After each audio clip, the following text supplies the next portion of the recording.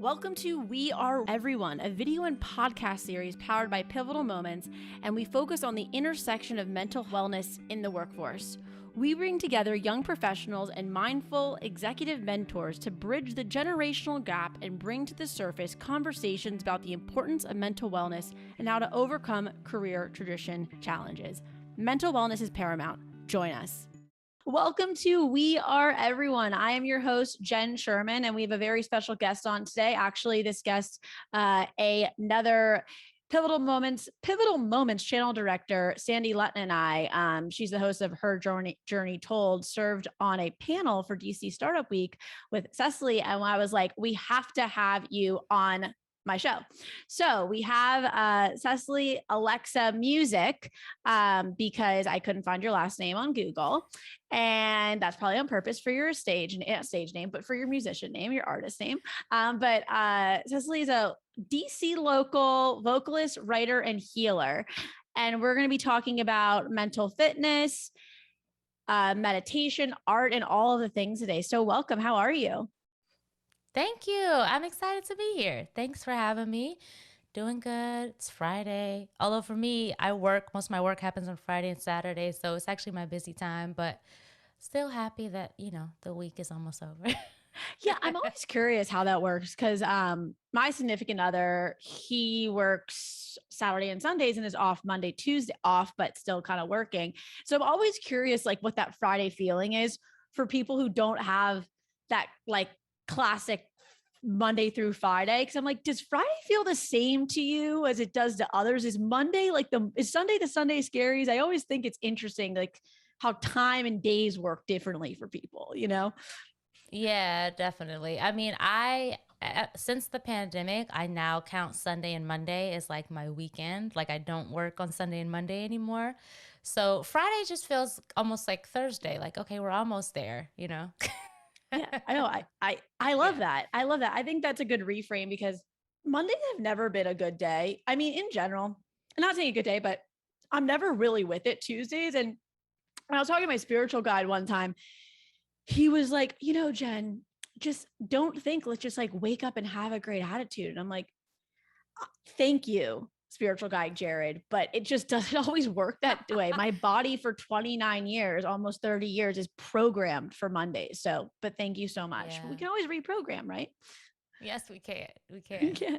So, before we dive into the meat of the interview, could you just tell our audience just a little bit about your background, and yourself? Yeah, for sure. So my name is Cecily, and I'm like you said, a vocalist, songwriter. I do guided meditation, leadership, facilitator, healing workshops as well. And I'm from Washington, D.C., and my primary focus in life is my music. I should say in career is my music. I do soul music with a lot of jazz influences, some folk influences, and that's what I've been doing ever since I graduated from college, although my degree is in political science and Black studies. And I think that informs what I do musically, but primarily everything I do in the last few years has really been coming from a place of trying to figure out, how do I use my skill sets, my voice, my music, my writing to enable people to find healing in some way. And so that's kind of the source of everything that I do. And over the last 2 years or so, that has grown into me doing meditations, guided meditations, and healing workshops as well. It's just a different way to use my voice and my words outside of my music, but also try to lead people to a place where they can find some type of healing for themselves. So yeah, that's kind of me and what I do. I'm in my early 30s and I'm married. And yeah, so when I'm not doing anything music related or meditation related, I'm usually with my family, hanging out with my family. Yeah. I love that. And, I can at least say that when I've spoken to you, and I mean, outside of hearing your voice through Instagram, but speaking to you is just like, I'm calm. I'm like, it's just, it's interesting that people can, you go to college, right? And hopefully you can go. I mean, even so, I think I'm not even getting my conversation around higher ed because that's for a different time. And I Yeah. think college is important for you to kind of identify in some aspects of yourself. But I think where you really can find yourself is like when you're not going to school and you can actually find like what your art is. Everyone has an art. And I think sometimes we're thrown into these paths. I mean, I did general communications. Now, I'm a communicator, but I mean, I had Right. no idea what I wanted to really do. So I just put general comms on it. But finding yourself and finding like really looking at the reasons why you're on this earth and Mm. being able to identify and find your voice like that at an early age is just beautiful. So, Yeah, and I think also just being patient with it because it's something you grow into. yep. I think I was listening to this podcast. I'm a big podcast person. I was listening to this podcast a few weeks ago, and they were talking about how, people always feel like they have to find their passion, and then that will kind of inspire them to figure out what they want to do career wise. And she was saying, a lot of times you just start working, you start getting into a career, and through that work and that time, you figure out what you're passionate about.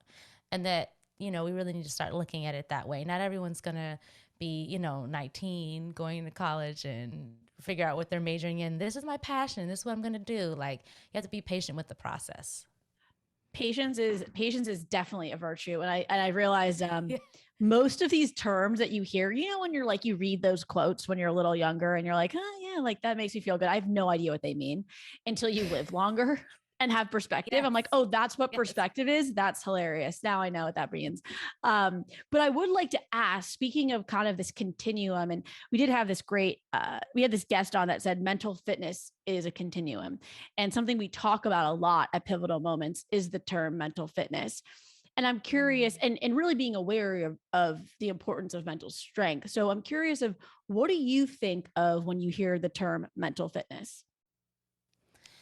Yeah, I've been talking to one of my friends about this too, because he's been really, going through a kind of a strenuous like mental health journey. And we were talking about kind of reprogramming the mind.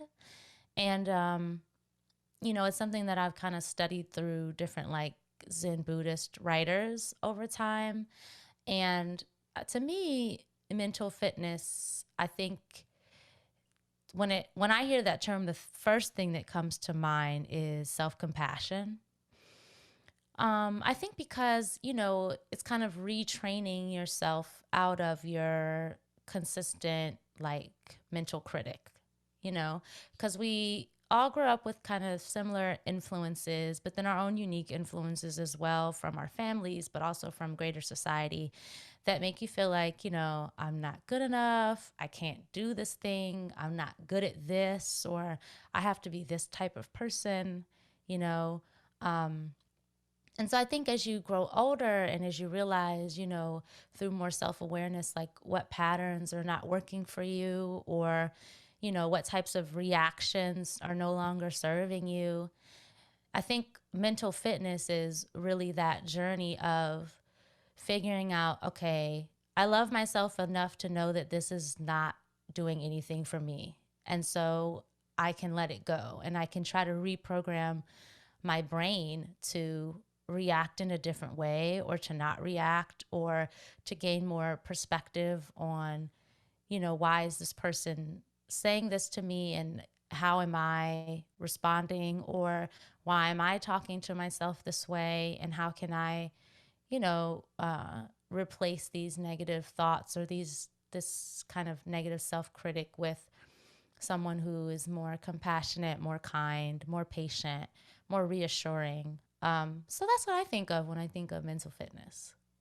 Yeah, I think self-compassion is a big one because we live in this world where there's expectations, right? I mean, you look at the baby boomers, the Gen Xers, the millennials, and then the Gen Zers, and then whatever comes after the Gen Zers. But I think there's expectations that each generation had a face that's different from the other ones. And if I could tell you how much sometimes I wish I could be inside of someone else's brain to understand their perspective of where they're coming from, mind you, that would be very noisy and overwhelming.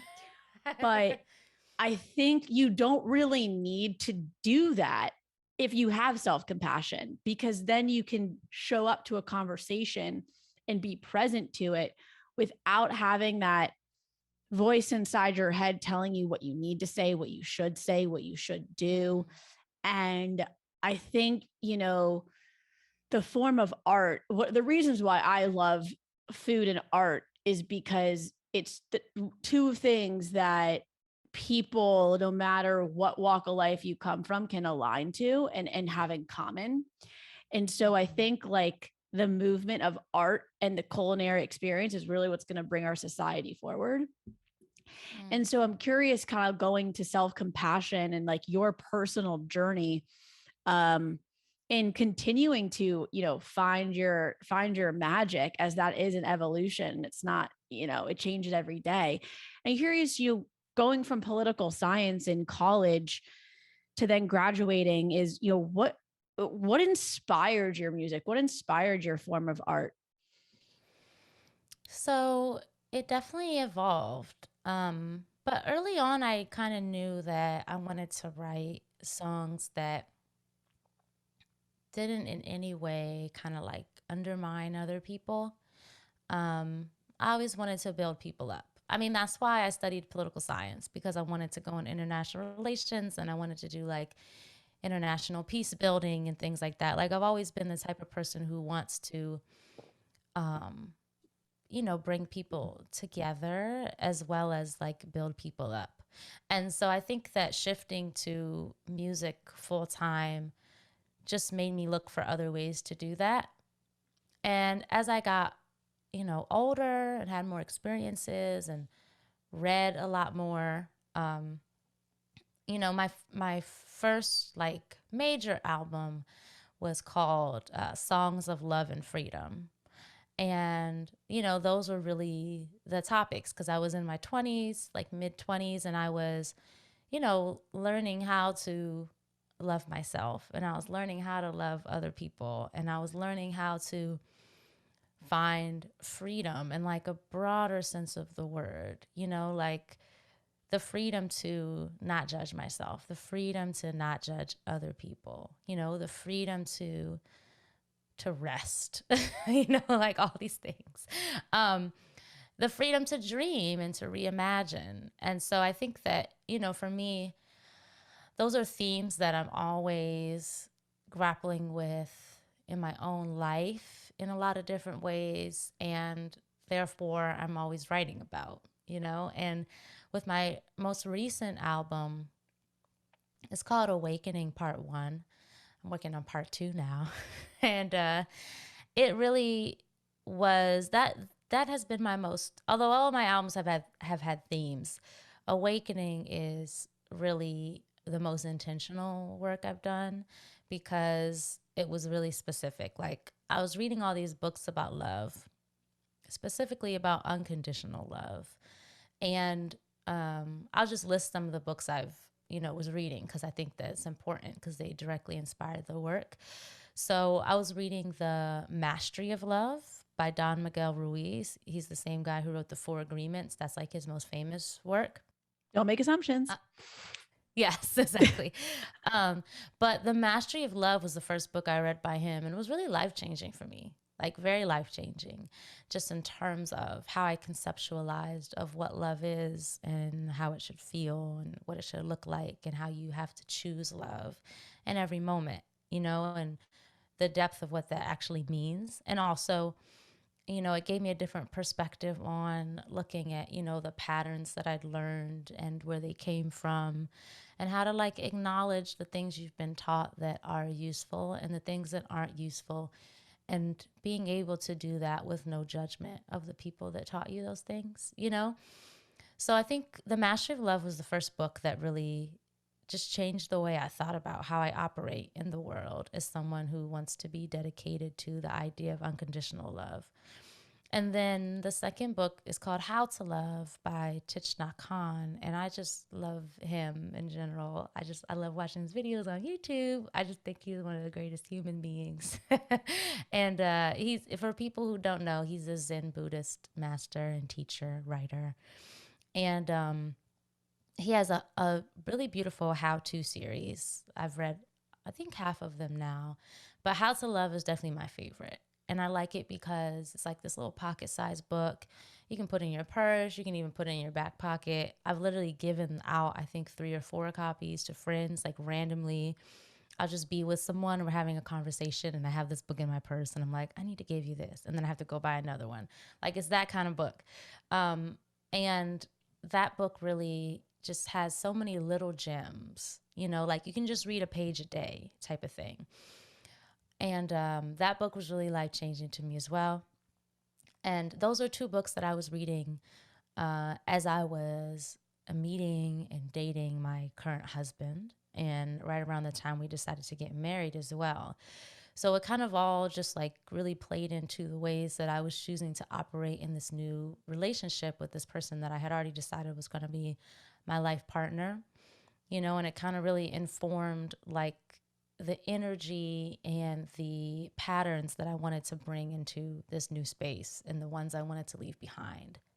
And realizing that I could, like we were talking about before, reprogram my mind, you know, not feeling like, you know, anger or, you know, any type of vitriol has to be like a automatic response, you know, that's something that I have control over, you know, where my whole life I just, you know, people always say like, I am who I am, you know, and it's like, no, I can actually choose how I want to show up in this moment. Like, that's totally within my control.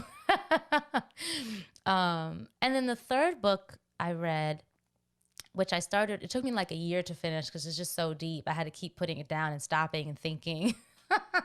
That book is called All About Love by Bell Hooks. And if you don't know Bell Hooks, she's a Black feminist writer. And that book is really about like unconditional love as a kind of universal ethic that we bring into all aspects of society. Like, how do we bring that? Like, talking about love, not just in relationships, like romantic relationships, but also how does love operate between, you know, parent and child? How does love operate between, you know, leader and people, you know, and how does love operate between human beings and, you know, our relationship with the earth, like just taking things out on more of a macro level. And so those are the 3 books that inspired the album I wrote and that I'm pulling from now for this next project. And it really just started off because I was learning all these things about love, and I realized like the way that because, you know, I make R&B music, I make soul music. And I feel like, especially as Black people, we learn a lot about love through R&B and soul music. I mean, I think all human beings learn a lot about what love is supposed to be through media, you know? But as a Black woman who's making soul music, I just felt like it's my job to kind of carry on these themes that I'm learning that are changing my life through my music. And I wanted to write songs that would be, you know, tell a story, like my own personal story, while also trying to share these like new, like life-changing, freeing themes of, you know, self-love and healing and choosing love over fear and learning how to truly like accept someone fully in a non-judgmental way, you know, like, so I was kind of trying to figure out ways to explore these themes musically without them being preachy. And so I'm really proud of that project because I think I achieved that from what people have told me about their experiences with it. So that's what I'm trying to do on this new project too. You know, it's a process, but yeah. So yeah, that was a long answer, but No, well, first off, I was like, tick, tick, tock. I'm definitely not TikTok in regards to time of that. I was like, the thing is sometimes when you have a guest that says that has a long answer and it's like tailing, it's like, okay, but that was like, I was like, and can keep going. You could literally just keep going on that whole, I was like, and what book should I get now? All right. Like, I just think to your point about like music to me is it's where it's like the triggers of like if I'm listening to a song and I'm like that takes me back to this moment in time. And also media, in my opinion, is BS a lot of the time, but music is like coming from the soul, the right types of music. I mean, not like necessarily like the pop artists that are like, but like the right kind of music is coming from the soul. And I think when you can feel that love, like love. This is, I think I'm going to pivot to love, meditation, and mental fitness as the theme of this interview, because so much of our mental fitness health comes from love. And I'm not saying that everyone needs to have a partner in their life. You could totally go solo dolo. Having said that, we're creatures of habit, where you think when you find that partner who you want to spend your life with, whether that's a friend or a lover, it's just at the end of the day, I think a lot of the time they're supposed to kind of reflect your journey of loving yourself, but also at the same time, that acceptance of that unconditional love, to look over judgments, to look over, that self-doubt that you might have. And I think that I'm curious to hear kind of like being a musician, right? And going through that journey, doing that work, reading those books. I'm definitely going to read The Mastery of Love, because I love that. The Four Agreements, timing of the universe is always interesting. I read The Four Agreements a month before my previous boyfriend broke up with me. Perfect timing, because I was like, after he went through the whole spiel, I was like, I'm not going to take this personally, because don't take anything personally. Four Agreements. I was like, thank you. Thank you to that book. And so it's funny, because I think a lot of that all plays into, mental fitness. Thank you for tuning into another episode of We Are Everyone. You can subscribe to We Are Everyone on iTunes, Spotify, YouTube, and also be sure to visit www.pivotalmoments.org to learn more about the organization. And we also want to hear what mental wellness means to you. So you can follow us on social media, submit your video, and we will catch you next time. Thank you so much.